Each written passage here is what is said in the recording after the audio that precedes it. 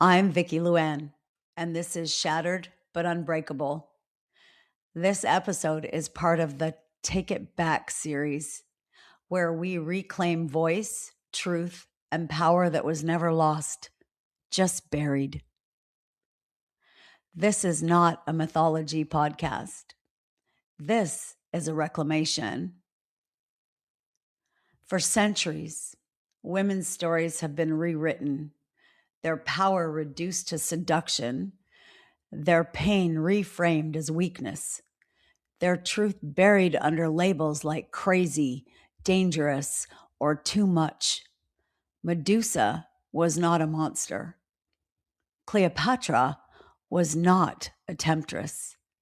Aphrodite was not a performance.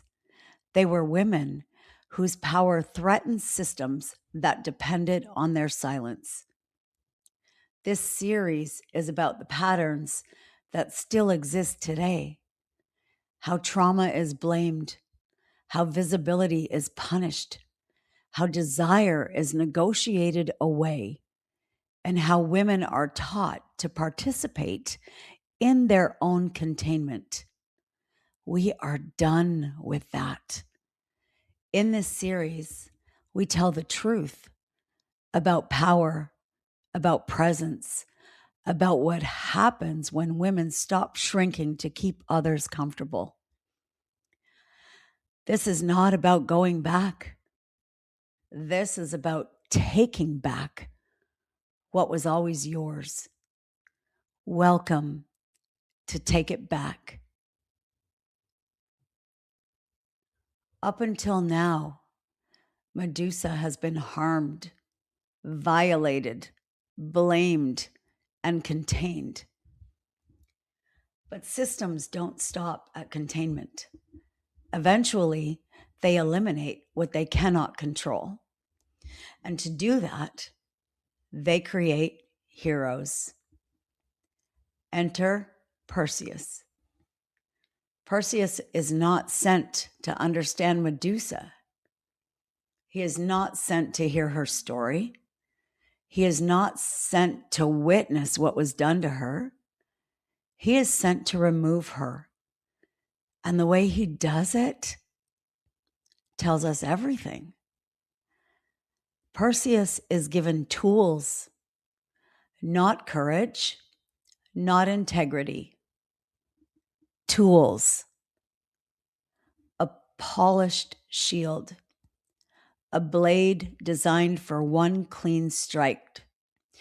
Winged sandals so he can enter and leave quickly. Distance, protection, plausible innocence. This is not a battle. This is an execution. He uses reflection, so he never has to face her directly. But that reflection is not accidental. It is given. Athena provides the shield, polished to a mirror's finish, so Perseus never has to meet Medusa's eyes. Think about that. Wisdom does not intervene. Justice does not interrupt. The goddess of strategy ensures distance. She makes sure the act can be carried out without discomfort. Hermes equips Perseus next. Winged sandals, speed without consequence, entry and exit without lingering, and depending on the telling, a blade fit for a single, clean strike. Efficiency over humanity. Then Hades contributes what remains, the helm of invisibility. So Perseus can move unseen, unaccountable, untouchable. No witnesses, no confrontation, no risk to reputation. This is not one man making a choice. This is a system aligning its resources, power funding power, to erase a problem it does not want to examine. Medusa is asleep. She is not attacking anyone. She is not threatening the village. She has already been punished through exile, through isolation, through story. Perseus approaches her body fully resourced, fully protected, never once required to see her, no eye contact, no conversation, no reckoning. One strike. And the system calls it heroic.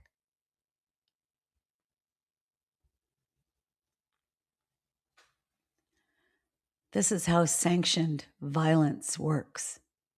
Not through rage, but through planning. Not through chaos, but through cooperation. Not through ignorance, but through intent. And here's the part that should stop us all cold. After Medusa is killed, her power is not buried with her. It is preserved. Her severed head is carried, used as a weapon, displayed, mounted. The woman is destroyed. The power she carried is kept, and it is wielded by others. The system eliminates the woman, but keeps what made her powerful. From Medusa's body, after her death, two figures are born. Not during the violence, not because of it, but after. Pegasus and Chrysaor emerge from the same wound. And that matters because trauma does not produce one outcome. It produces strategies. Pegasus is flight. Pegasus is the part of the soul that learns how to leave the body in order to survive. Dissociation, transcendence, spiritualization, vision without weight. Pegasus says, I cannot stay here, so I will rise above it. And for a time, that saves a life. Chrysaor is different. Chrysaor is embodiment. Chrysaor is part of the soul that stays, that learns strength, that sharpens boundaries, that claims ground and says, this far, no further. Chrysaor says, I will survive here, and I will not disappear to do it. Neither response is wrong. Neither is weak. Both are intelligent. And neither means that the wound was required. This is where the myth gets misunderstood. Pegasus and Chrysaor are not rewards for suffering. They are not proof that pain is purposeful. They are evidence that life insists on continuing even through violation. And here's the truth the myth never names. The world celebrates the wings. It fears the sword. But both were born from the same silenced woman. Medusa was not a monster who created miracles. She was a human whose body became a passageway. And her children, flight and power, tell us this. Healing is not choosing one or the other.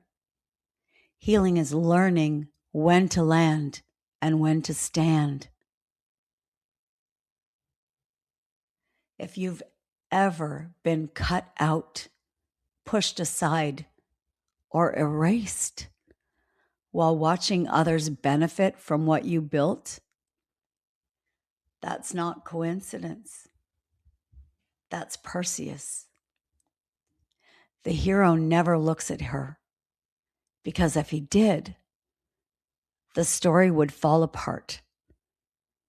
If he did, he might have to see her humanity. And then he couldn't call himself righteous.